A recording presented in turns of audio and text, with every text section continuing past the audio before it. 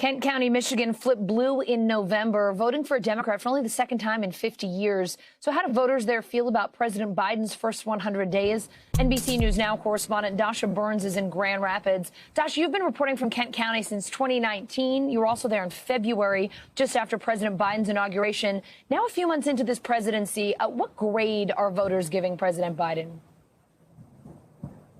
Hey, Allison. Yeah, first let me remind viewers why it is that we've been coming back here over and over for well over a year at this point. It's because for our County to County series, we hypothesized that if Kent County turned blue, all of Michigan would too. And that hypothesis turned out to be right. And we were looking at a few key demographics in this area, particularly moderate Republicans, what a lot of folks here identify as Jerry Ford Republicans. This is the hometown of Gerald Ford.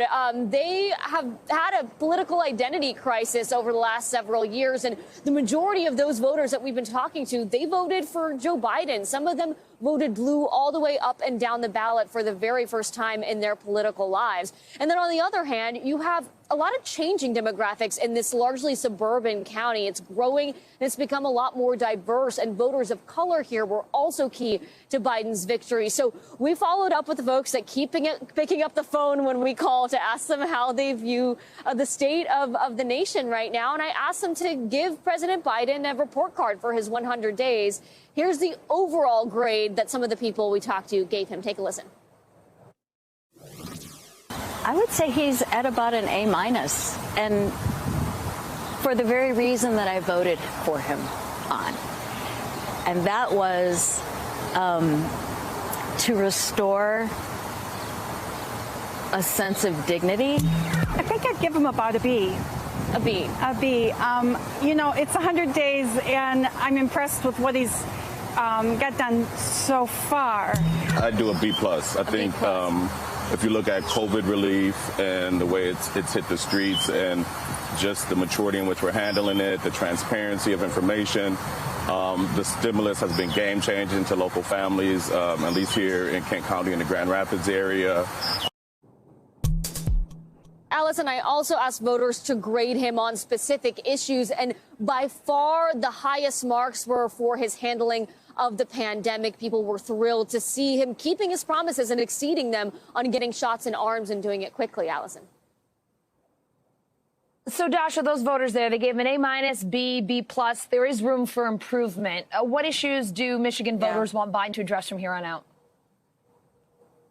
Yeah, absolutely. Everyone said there are things they want to see moving forward. They want some improvement, more action on. But I'll tell you, Allison, it was interesting to hear the excitement in voters' voices to actually be able to talk about policy and about issues that matter to them. They all expressed feeling like they hadn't really been able to do that for the last several years. And so I heard everything from gun control to climate to education. Take a listen to just some of the priorities we heard from voters. I want to see them take action on the situation at the border. Understanding that that's a long-term project as well, but I want to ensure the health and safety and well-being of those people who have made it here. I think the biggest crisis we face, just as a human race, is climate change. Well, there's no planet B, and so I'm very concerned about climate change. Secondly, she's entering school, and school shootings and just mass shootings in general, you know, being out in public, but her being in the school system and having to do those active shooter drills are traumatic.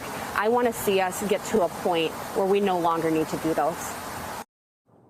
So, Allison, even though these voters gave him generally a pretty good review, they say they are going to be watching closely. They are absolutely committed to holding this administration accountable on a lot of those campaign promises. Darrell Ross, one of the voters we spoke with, talked about wanting to see a lot more action on police reform. He says often rhetoric is way ahead of policy, and he's going to do all he can to make sure that policy really does follow rhetoric in this case, Allison.